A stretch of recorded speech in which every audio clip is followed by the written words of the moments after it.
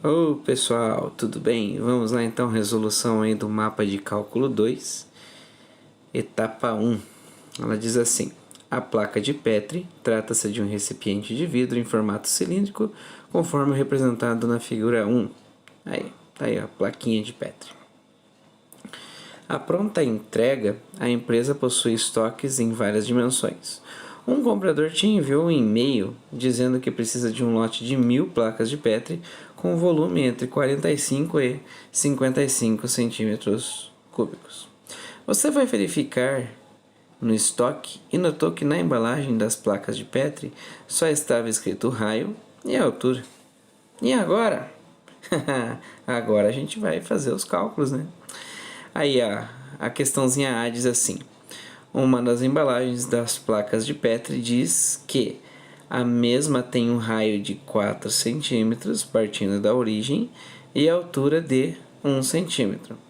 Será que esta placa Petri cumpre com a demanda do comprador? Lembrando que a demanda do comprador é entre 45 e 55 centímetros cúbicos, ok? Faço os cálculos de volume utilizando uma integral tripla.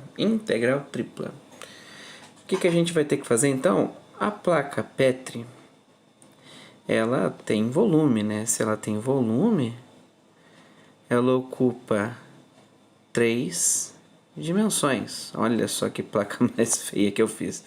Vamos fazer assim, bem bonitinho. Ela ocupa 3 dimensões. Ou seja, isso quer dizer que ela ocupa uma dimensão no eixo Z, no eixo Y e no eixo X, ok? Então ela tem que ter dimensões em todas elas. O que a gente tem de interessante aqui? A gente tem que a placa Petri, ela tem um formato cilíndrico. E por ela ter esse formato cilíndrico, a gente consegue fazer uma coisa interessante, que é utilizar coordenadas cilíndricas, ok? Coordenadas cilíndricas, ok? Não precisa ser necessariamente aquelas lá dos cartesianos, do x, y e z. Então, assim, se a gente for trabalhar com coordenadas cilíndricas, em vez da gente fazer a nossa integral em dx, dy e dz, a gente vai fazer, ao invés de fazer em dx, a gente vai fazer em dθ. Já explico o que é dθ. A gente vai fazer em dy? Não, a gente vai fazer em r, dr. A gente vai fazer em z? Sim, a gente vai fazer em z. Porque ela sobe como se fosse uma reta, ok? Então a gente utiliza a coordenadinha z mesmo, ok? Essa nossa coordenada cilíndrica, repare, vamos fazer aqui o eixo x e o eixo y. Se a gente for olhar por cima um cilindro, ele vai ser mais ou menos assim, né? Feio pra caramba que eu desenho, mas imagina que isso aqui é um círculo, tá? Ele vai ter uma coordenada em... Vamos puxar aqui um vetorzinho. E esse vetorzinho aqui, ele tem uma coordenada em y e ele tem uma coordenada em z. Posso fazer assim? Posso, mas aí é complicado, né? Mas uma outra coisa que eu posso observar é que essa minha circunferência, ela tem um raio aqui, né? E tem um ângulo, né? Um ângulo θ, ok? Então, por isso a gente consegue fazer aquela transformação. Ao invés de utilizar as coordenadas em dx, dy, a gente vai usar em dθ e aí, porque ela vai depender da variação do ângulo e do tamanho do raio, no caso da variação do raio, né, que varia do zero, né, até o r, ok?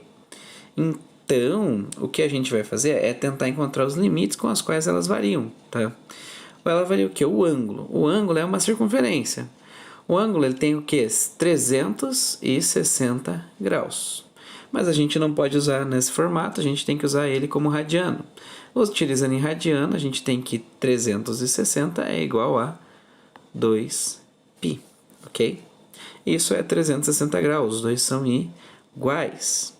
O nosso raio, ele varia de quanto? Ele vai variar do ponto zero, né? Até qual? até 4. Por que eu sei que é até 4? Porque ele fala aqui que o raio é de 4 centímetros. Então, ele vai variar de 0 a 4 centímetros. É como se eu dissesse somente que meu raio vale 4. E a altura, o nosso Z lá, ela vai variar do 0, né, que é o ponto onde ela está apoiada, até 1, que é a altura que é colocada ali. Então, deixa eu só colocar aqui que faltou o 2π, que é a variação do θ. Esse daqui vai ser os nossos limites de integração. Então, a nossa integral, ao invés de ficar assim, dx, dy,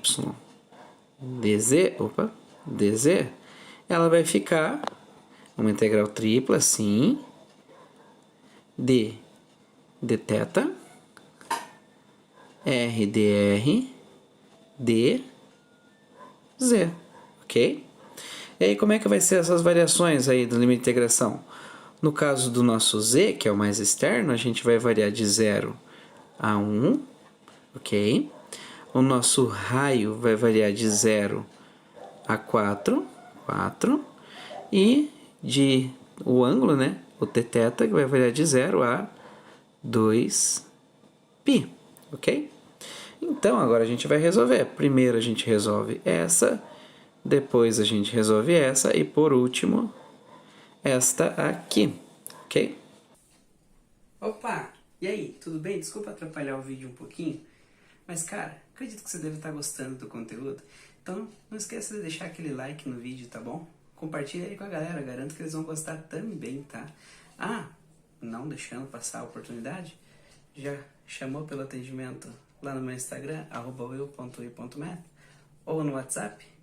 Garanto que vai valer muito a pena. O meu foco é o seu aprendizado e o seu aprendizado é o que vai fazer a diferença na sua vida profissional, atual e futura. Então, aguardo seu contato. A integral de dθ é o próprio θ, ok? Ele é o próprio θ, que vai variar de 0 a 2π, beleza? Ele está multiplicando, né? Agora ele vai multiplicar quem? Ele vai multiplicar a integral, né? Dupla agora, de 0 a 1, 0 a 4, r dr dz. Fazendo aqui a integral de r dr, né? Vai ser r ao quadrado sobre 2, variando de 0 a 4. Então, vai ficar aqui θ, que varia de 0 a 2π, vezes r ao quadrado sobre 2, variando de 0 a 4, vezes a integral de 0 a 1 de dz, beleza? A integral de dz é o próprio z. Então, no fim das contas, a gente vai ficar assim, o θ variando de 0 a 2π, vezes r ao quadrado sobre 2, variando de 0 a 4, vezes z, que varia de 0 a 1. Agora é só a gente substituir e fazer as continhas, né? Como que vai ficar? Aqui no θ vai ficar 2π menos 0, fecho parênteses, vezes, agora aqui é o próximo, esse aqui já é mais enjoadinho, 4 ao quadrado sobre 2, menos 0 ao quadrado sobre 2, vezes 1 menos 0, ok? Tranquilo. 2π menos o 0 é o próprio 2π, vezes 0 ao quadrado é o próprio 0, 0 dividido por 2 é 0. Então, aqui a gente só precisa descobrir isso daqui. 4 ao quadrado é 16.